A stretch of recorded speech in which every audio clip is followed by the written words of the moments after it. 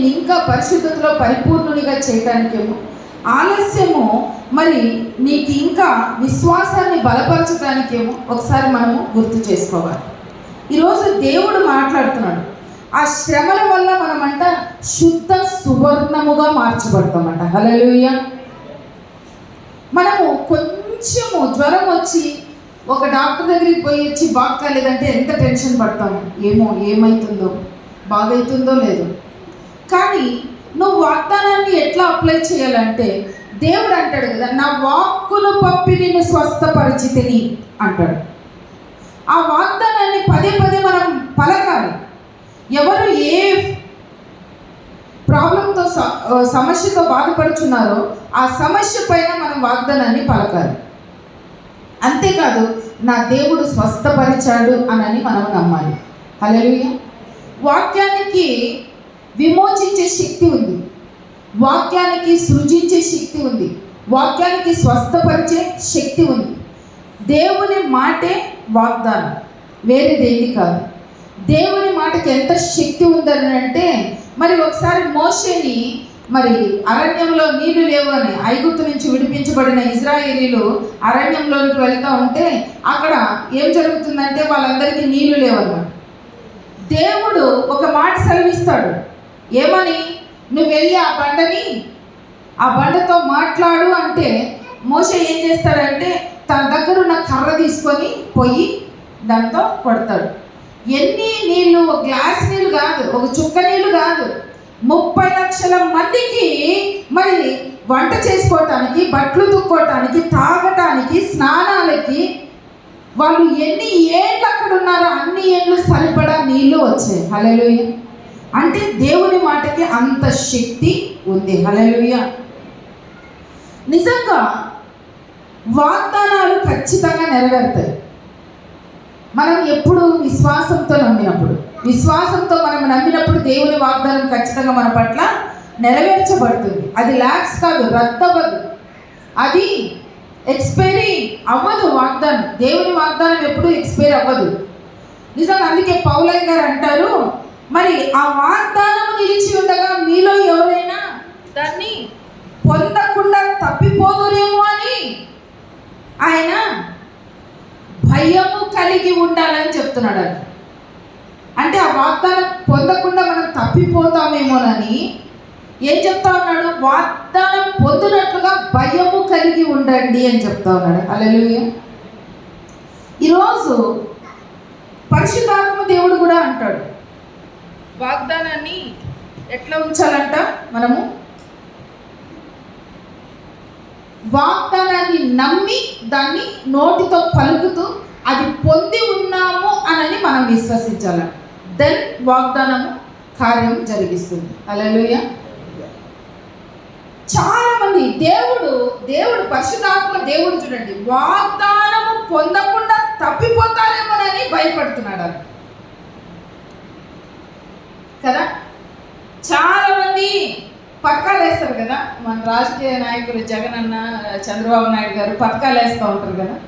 పథకాలు వేస్తారు, కానీ లబ్ధిదారులు ఎక్కువైనందున వాళ్ళని ఏ విధంగా కట్ చేయాలా, తీసేయాలా, ఎవరెవరికి ఇయ్యాలా అని ఉన్న మనుషుల్ని కట్ చేసేస్తూ ఉంటారు. అయితే దేవుడంట వాగ్దానము పొందకుండా తప్పిపోతారేమోనని భయపడుతున్నారు. అంటే అందరూ వాగ్దానాన్ని స్వతంత్రించుకోవాలి, వాగ్దానాన్ని అనుభవించాలి, వాగ్దానము మరి మనం పలుకుతూ ఉండాలి, దాన్ని సొంతము చేసుకోవాలి అని దేవుని ఉద్దేశం. హల్లెలూయా. చాలామంది ఏమంటారంటే, దేవుడంట సమస్తాన్ని సృజించి మన పాదాల కింద పెట్టాడు. దేవుడు ఎంత శక్తిమంతుడంటే ఆయన సర్వ సృష్టికర్త, సమస్తాన్ని చేసి కదా. ఆదికాండం 1:26 అదే ఉంటుంది, నువ్వు ఫలించు, అభివృద్ధి చెందు, విస్తరించు, భూమిని నిండించు, దాన్ని లోపరుచుకో, దాన్ని ఏలు అని ఉంటుంది. మనిషిని సృజించిన వెరీ నెక్స్ట్ మినిటే దేవుడు పలికిన మాట ఏంటంటే, నువ్వు ఫలించాలి, నువ్వు విస్తరించాలి, వ్యాపించాలి, అభివృద్ధి చెందాలి, మరి ఈ భూమిని లోపరుచుకోవాలి, దాన్ని ఏలాలి అని దేవుడు పలికితే, మరి నీకు వాగ్దానమే గుర్తు రాకపోతే దాన్ని ఎట్లా స్వతంత్రించుకుంటావు కదా. నీకు వాగ్దానమే గుర్తు రాకపోతే దాన్ని ఏ విధంగా పొందుకుంటావు, ఆ వాగ్దానాన్ని ఏ విధంగా అనుభవిస్తావు. కాబట్టి దేవుని వాగ్దానము తప్పిపోకుండా నువ్వేం కలిగి ఉండాలంట? ఒకటి, భయము కలిగి ఉండాలంట. హల్లెలూయా. నిజంగా ఈరోజు చాలామంది మీకు వాక్యం అర్థమైనప్పుడు హల్లెలూయా అనో, దేవునికి స్తోత్రమనో, ఆమేననో అని చెప్తూ ఉంటారు, బుర్రకథ చెప్తూ ఉంటారు. మా నాన్న చిన్నప్పుడు, మేము చిన్న పిల్లలప్పుడు ఎలిమెంటరీ సెక్షన్ అప్పుడు బుర్రకథ చెప్పేవాడు. మా నాన్న హెచ్ఎం, ఆయన హై స్కూల్ హెచ్ఎం. ఆయన ఏం చేస్తూ ఉంటాడు తెలుసా? బుర్రకథ చెప్తా ఉంటాడు. తందానా తందాన ఓరి దేవనందనాన అంటూ ఉంటారు. తందానా అని వీళ్ళు ఆ స్టోరీ చెప్పి తందానా అంటూ ఉంటే ఆయన వెనకాల కోరస్ పాడుతూ ఉంటారు. అర్థమవుతుంది. విన్నారా ఎప్పుడైనా బుర్రకథ అంటే? నిజంగా ఒక బుర్రకథ చెప్పేవాడికే కోరస్ ఉంది కదా. దేవుడి జీవం కలిగిన వాక్యం మాట్లాడుతూ ఉంటే హల్లెలూయానో, ఆమేననో, దేవునికి స్తోత్రమనో మనము స్పందించాలి. హల్లెలూయా. చూడండి రెండో మాట, రెండో వచనంలో ఏముండదండి చదువు. వారికి ప్రకటింపబడినట్లు మనకు సువార్త ప్రకటింపబడెను, కానీ వారు వినిన వారితో విశ్వాసము గలవారై కలిసి ఉండలేదు కనుక విన్న వాక్యము వారికి నిష్ప్రయోజనమైనదాయను. ఏమైందంట?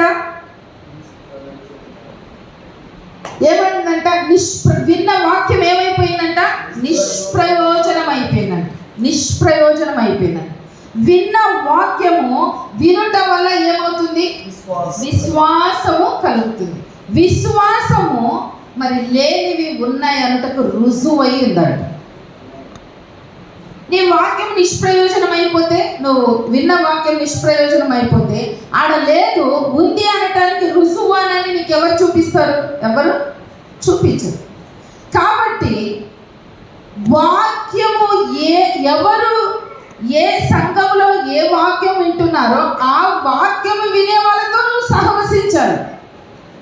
అదే కదా ఇక్కడ రాయబడింది, విశ్వాసము గలవారై కలిసి ఉండలేదు. సామెతల గ్రంథంలో ఒక మాట ఉంటుంది, వేరుండగోరు వాడు వానికి నష్టము కలుగు చేసుకొనటానికి వాడు వేరున్నాడు అని చెప్పనని వాక్యం సెలవిస్తాం. ఇక్కడ ఏం చెప్తా ఉంది? కలిసి ఉండలేదు కనుక. వాక్యంలో నువ్వు అందరితో సహవాసం చేయాలి, అందరితో సమాధానంగా ఉండాలి, కానీ పరిశుద్ధులతో మాత్రమే సహవాసం చేయాలి. అందరితో కలిసి ఉండాలి, పరిశుద్ధులతో మాత్రమే సహవాసం చేయాలి. హల్లెలూయా. పరిశుద్ధులతో సహవాసం చేయకపోతే నువ్వు లోకానుసారంగా ఉన్నవాడి కింద లెక్క. పరిశుద్ధులు ప్రార్థనలో ఉంటారు, పరిశుద్ధులు మరి దేవుని సన్నిధిలో ఉంటారు, పరిశుద్ధులు మరి దేవుని భయభక్తులు కలిగి ఉంటారు. కానీ అందరితో నువ్వు కలిసి ఉంటే నీవు వింటున్న వాక్యం ఏమైపోతుందంట? నిష్ప్రయోజనము అయిపోతుందంట. చూడండి మూడో మాటగా ఏముందిదా? 10-11 వచనాలు చదువుతున్నాను. ఎందుకనగా దేవుడు తన కార్యములను ముగించి విశ్రమించిన ప్రకారము ఆయన యొక్క విశ్రాంతిలో ప్రవేశించిన వాడు కూడా తన కార్యములను ముగించి విశ్రమించును. కాబట్టి అవిధేయత వలన వారు పడిపోయినట్లుగా మనలో ఎవడును పడిపోకుండా ఆ విశ్రాంతిలో ప్రవేశించుటకు జాగ్రత్త పడదుము. ఏంటంట? మనలో ఎవడు పడిపోకుండా, నిలబడ్డాను అన్నవాడు పడిపోకుండా చూసుకోవాలంట. నిలబడుకున్నాను, ఆత్మీయతలో నిలబడ్డాను అనుకున్నవాడు పడిపోకుండా చూసుకోవాలి. నిజంగా మనం పడిపోకుండా చూసుకోగలుగుతున్నామా? చెప్పుడు మాటలు వినకూడదు, నువ్వు పడిపోయేకి ఆస్కారం ఉంటుంది. దేవుని సన్నిధిలో ఉండాలి. మీకు తెలుసా, ఒక జంతువు అంట జీవితాంతం దేవుని వైపు చూడని జంతువు అవుతుందంట. దేవుని వైపు చూడని జంతువు దాని బ్రతుకు ఒక బ్రతికేనండి. అది ఎప్పుడు చూస్తుందంట? దేవునికి వెళ్ళి చచ్చిపోయినప్పుడు మాత్రమే చూస్తుందంట. చచ్చిపోయినప్పుడు చాలామంది దాంతో చంపలు కానించుకొని మొన్ననే చూశాను. ఏంటి? ఫోటో తీసి ఇన్స్టాగ్రామ్లో పెట్టుకుంటా ఉన్నారు, కోసి కూర వండుకొని ఫ్రిడ్జ్లో పెట్టుకుంటా ఉన్నారు. కానీ నా యేసయ్య ఏం చేశాడో తెలుసా? 2000 వాటిని నిర్దాక్షిణ్యంగా సముద్రంలో పరిగెత్తించి చంపేశాడు. అవి అపవిత్రమైంది, వాటితో నువ్వు సహవాసము చేయకూడదు. మనం పడిపోవడానికి ఆస్కారం ఉంటుంది. కాబట్టి మనం ఏం చేయాలంటే, నీకు ఒకటి తెలవాలి. ఏంటంటే, నువ్వు దేవుని యందు భయం కలిగి ఉంటే ఇక ఎవరికి భయపడాల్సిన పర్లేదంట. దేవుని భయం కలిగి ఉంటే ఎవరికి భయపడాల్సిన పర్లేదంట. ఇలాగ ఈరోజు మనం దేవుని యందు భయభక్తులు కలిగి ఉన్నామా? మనం దేవుని యందు భయభక్తులు కలిగి ఉన్నామా? చాలామందికి అంతా అయిపోయినాక కానీ జ్ఞానోదయం కాదు. నాలాగా అంత నమ్మకూడదు కూడా. దేవునికి స్తోత్రం. దేవుడు మనల్ని అందరినీ దీవించును కాదు. ఏంటంట, దేవుని వాగ్దానానికి శక్తి ఉంది. దేవుని వాగ్దానానికి ఏముంది? విమోచన ఉంది. దేవుని వాగ్దానానికి సృజించే కృప ఉంది. దేవుని వాగ్దానము నువ్వు పొందుకోవాలని దేవుడు ఇష్టపడుతున్నాడు. దేవుని వాగ్దానము లేకుంటే నువ్వు ఆత్మీయతలో నుంచి తప్పిపోయే ప్రమాదము ఉంది. మరి దేవుని వాగ్దానము నువ్వు పొందుకోవటానికి ఫస్ట్ నువ్వేం కలిగి ఉండాలంట? 1 భయము కలిగి ఉండాలంట. 2 కలిసి ఏంటంట? ఏం చెప్పినాడు? కలిసి ఉండనందువలన కదా, కలిసి ఉండనందువలన వాక్యము నిష్ప్రయోజనమాయను అని ఉంటుంది. చూడండి, అదే ఉంటుంది అక్కడ 4వ అధ్యాయం 2వ వచనం. చూడండి, వారికి ప్రకటింపబడినట్లు మనకును సువార్త ప్రకటింపబడెను, కానీ వారు వినిన వారితో విశ్వాసము గలవారే కలిసి ఉండలేదు. వినిన వారితో, వాక్యము విన్న వారితో, వాక్యం తెలిసిన వారితో, వాక్యము బోధించే వారితో ఏమంట? కలిసి ఉండలేదు. వాక్యము బోధించు వారితో, వాక్యము విన్న వారితో వారు కలిసి ఉండలేదు. కనుక వారు విన్న వాక్యం ఏమైందంట? నిష్ప్రయోజనమైందంట. నిష్ప్రయోజనము అయిపోయిందంట. వాక్యము నిష్ప్రయోజనమైనప్పుడు నీ జీవితంలో ఏ కార్యము జరగదు. జీవితంలో ఏ కార్యము జరగదు. కాబట్టి మనము వాక్యాన్ని బోధించు వారితో, వాక్యాన్ని విన్న వారితో మనం ఏముండాలంట? కలిసి ఉండటానికి ప్రయత్నం చేయలేదు. వాళ్ళు కలిసి ఉండలేదు కాబట్టి వారి వాక్యము నిష్ప్రయోజనమైంది.